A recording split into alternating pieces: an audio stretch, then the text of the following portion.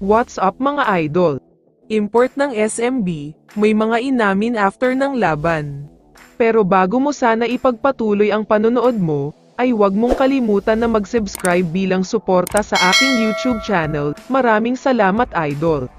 Bago ang balita sa Barangay Ginebra at San Miguel Beermen, may update lang muna tayo sandali sa napakagandang first game sa pagitan ng Converge at TNT. Akala ng lahat ay sure win na ang TNT sa laban na ito dahil kontrolado nila ang laban. Natambakan ng halos 20 points ang Converge sa laban na ito, pero biglang nabuhayan ang mga players nila sa third quarter. Kaya naman na-outscored nila ang TNT ng 7 points, 24-17 at nakadikit na sila.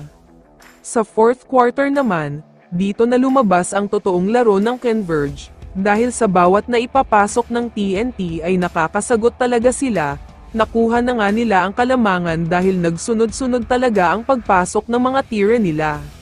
May isang history na nangyari ito, dahil sa mga huling segundo ng laro, lumang ng 3 points ang TNT, pero isang big 4 points game-winning shot ang ginawa ng import ng Converge, kaya tuluyan na silang nanalo sa laban na ito. Samantala, pag-usapan na natin ngayon ang napakagandang laban sa pagitan ng San Miguel Beermen at Barangay Ginebra, isang mainit na simula para sa SMB dahil 5-point lead agad, pero nakasagot naman agad dyan ang Ginebra. Ang hinihintay ng lahat na bounce back game ni RJ Abarientos ay nangyari na, dahil kung hindi ako nagkakamali ay first quarter pa lamang pero double digit na agad ang naging score niya, sobrang init talaga ang mga kamay niya. Sa second quarter naman, lumamang na naman ng halos double digit ang SMB, pero may sagot na naman agad dyan ang Barangay Ginebra, sobrang naging dikit na ang laban kaya tabla ang naging score sa first half.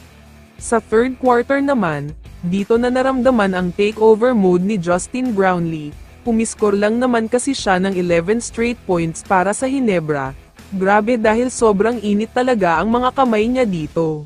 Sa fourth quarter naman, isang major run ang ginawa ng Barangay Ginebra, lumabas na ang natutulog na never say die attitude nila, binura lang naman kasi nila ang halos double digit na kalamangan ng SMB, kaya tuluyan na silang nanalo dito.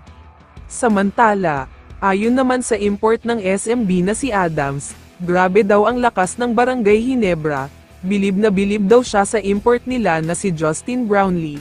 Credits daw sa Ginebra dahil napakagandang performance ang pinakita nila. Kaya naman kung ikaw ang tatanungin idol, ano ang masasabi mo sa balitang ito? I-comment mo naman ang sagot mo sa tanong na ito. So dito na nagtatapos ang video na ito. Maraming salamat sa pagsuporta at panonood mga idol. Ingat at bye-bye.